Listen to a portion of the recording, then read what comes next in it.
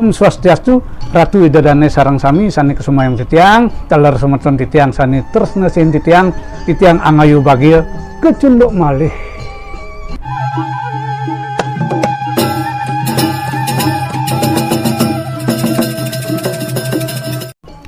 Mau tangkap koruptor, nggak usah jauh-jauh ke Antartika.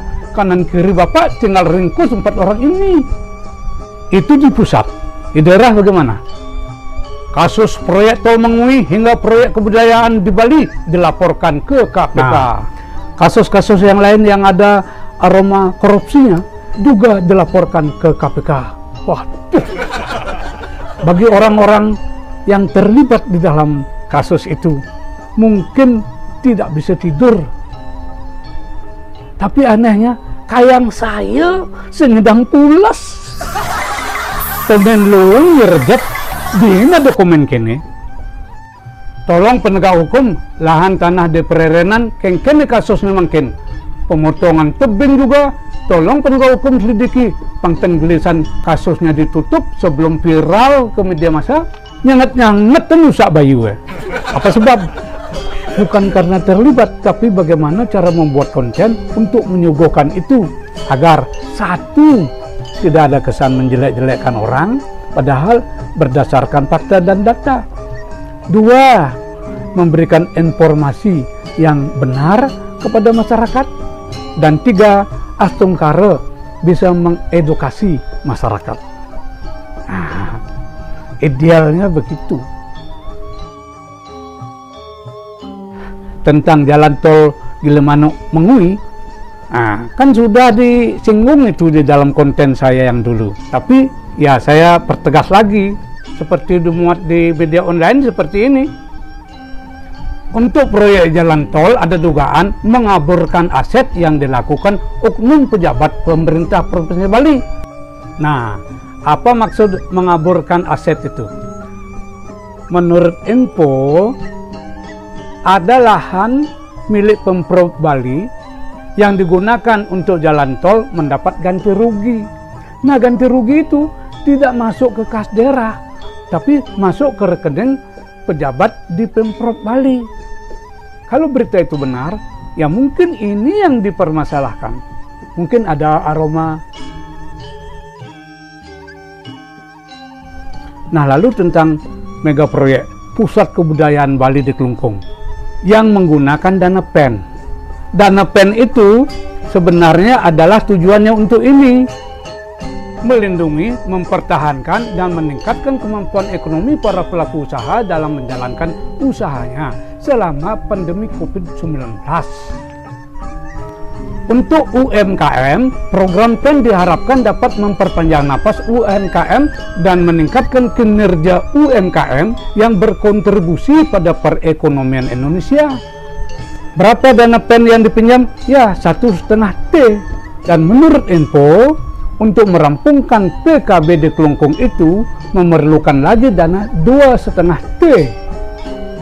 Dan itu tidak menggunakan dana APBD, tetapi menggandeng investor, ya mungkin juga dari pemerintah pusat. Jelekkah pembangunan mega proyek PKB itu? Tidak. Sebab yang akan dibangun di PKB itu adalah seperti ini. Ada jembatan merah yang menjadi salah satu ikon PKB. Ada panggung pementasan, 12 museum tematik, embung, taman ekologis, desa wisata, ruang terbuka hijau. Apa sebab PKB dibangun di Kelungkung? Nah, sebab 1, lahan di Gunaksa itu lahan yang tidak produktif. 2, karena Kelungkung merupakan pusat kerajaan pertama di Bali. Hebat. Oleh karena mega proyek itu keren, maka Bapak Wayan akan memprioritaskan pembangunan itu kalau terpilih.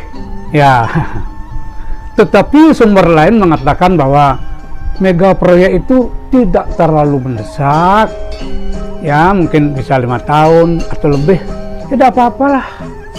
Tetapi bagi Pak Wayan menjadi prioritas utama.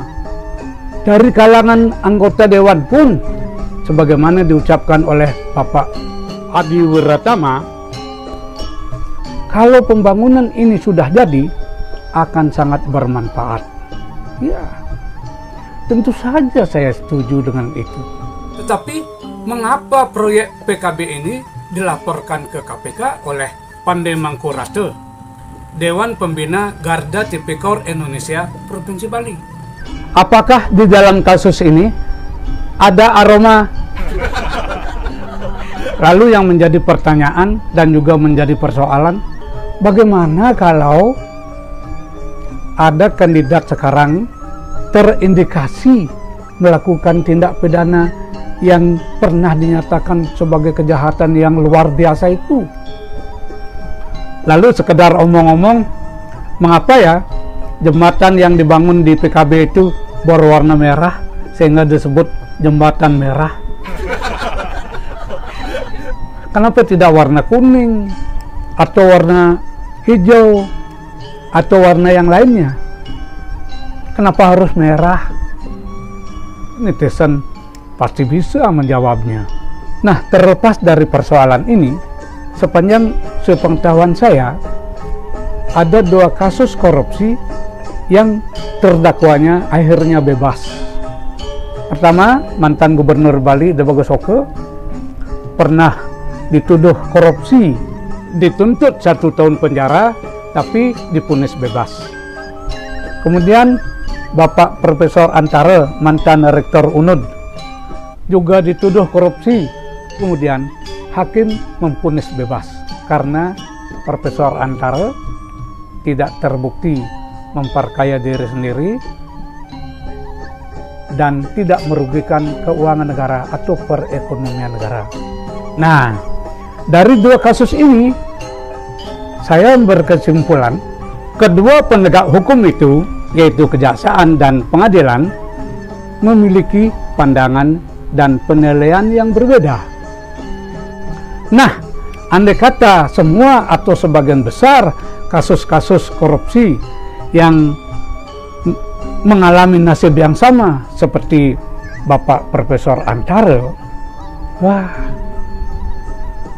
ya oleh karena itu ya mungkin saya sedikit berguyon, bagaimana kalau kasus-kasus yang kecil atau kerugian negara yang kecil di SP3 kan aja, atau bukan SP3, diputihkan,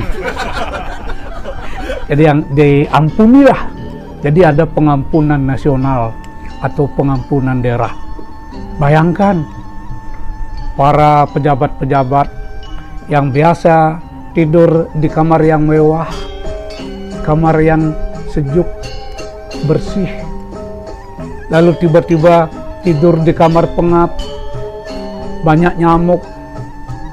Aduh, kan ada ungkapan, lebih baik membebaskan 1000 orang yang bersalah daripada menghukum 1 orang yang tidak bersalah. Ya asal gitu nah. Tapi yang gitu, kapan kita menegakkan hukum? Ya asalnya lah. Kita harus tegas. Siapa yang bersalah harus dihukum. Ada ungkapan Piet Justitia Ruat Swilum, yang artinya keadilan harus ditegakkan meskipun langit akan runtuh. Nah, bagaimanapun nanti akan terjadi, yang jelas saya melihat gebrakan atau katakanlah program dari pemerintah yang baru ini merupakan gebrakan yang sangat bagus untuk menghapus tradisi korupsi. Saya selalu mengatakan tradisi, bukan budaya, karena kalau budaya itu harus mengandung unsur luhur, sedangkan korupsi tidak mengandung unsur luhur. Nah, tradisi korupsi pengsen nu cara pidan ngalih sen supaya cepat nombok, ngalih surat-surat sertifikat nombok, masuk di fakultas kedokteran yen sing sugih tipis harap man. Biar blogan bedik, yang penting ada itu dina info nih. Ngelamar na di pegawai negeri perlu kini. Hingga kelungkung semua repura, jukut kangkung mesambal sere. Itu yang sina bantu para masanti. Om Santi Santi Santi Om. Om loka samasta sa pinagawan tu, semoga semua makhluk hidup berbahagia.